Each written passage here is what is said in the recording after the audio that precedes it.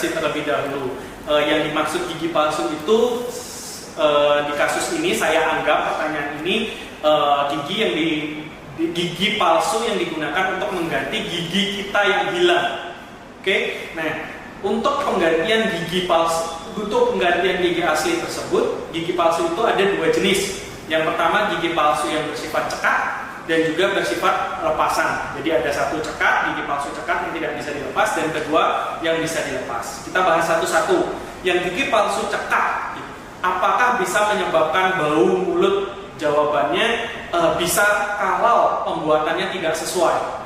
Bagaimana dok? Kok bisa buat di dokter gigi palsu cekat tapi bisa nyebabin bau? Apa berarti tidak sesuai? Ya, jadi gini, ketika gigi palsu cekat yang kita bilang itu ada dua jenis. Yang pertama implan dan juga yang kedua adalah bridge. Bridge itu jembatan. Jembatan itu seperti apa? Contoh ada tiga gigi 1, 2, dan 3. Yang tengah hilang. Yang 2 ini digunakan, dikecilkan, kemudian diselobong dari atas, pok, masuk. Nah, untuk kasus gigi jembatan ini yang bisa menyebabkan bau itu karena apa?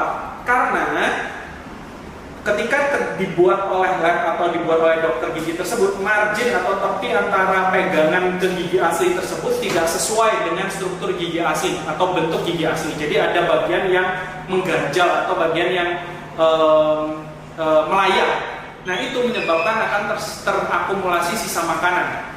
Nah, itu bisa menyebabkan bau. Tidak hanya bau, tapi juga bisa menyebabkan gigi yang asli yang sudah ditutup itu lubang dan juga sakit gigi nantinya dan lain-lain.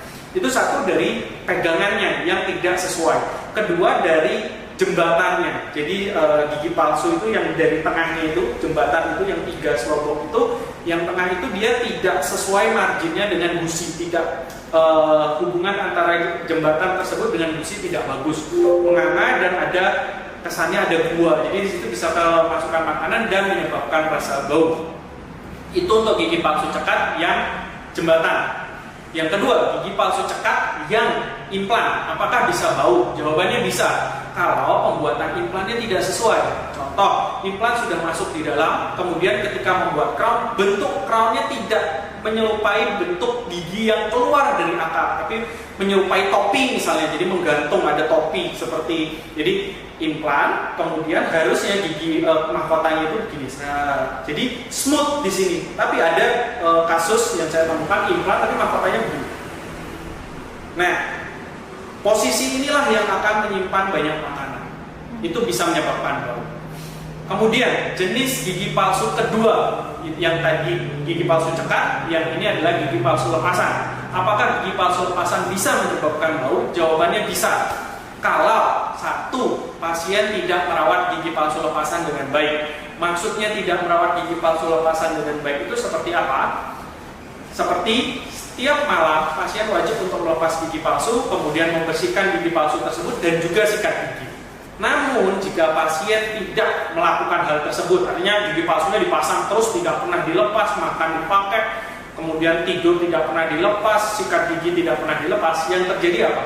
Makanan akan masuk ke celah-celah di bawah gigi palsu tersebut dan menyebabkan bau mulut yang tidak sedap.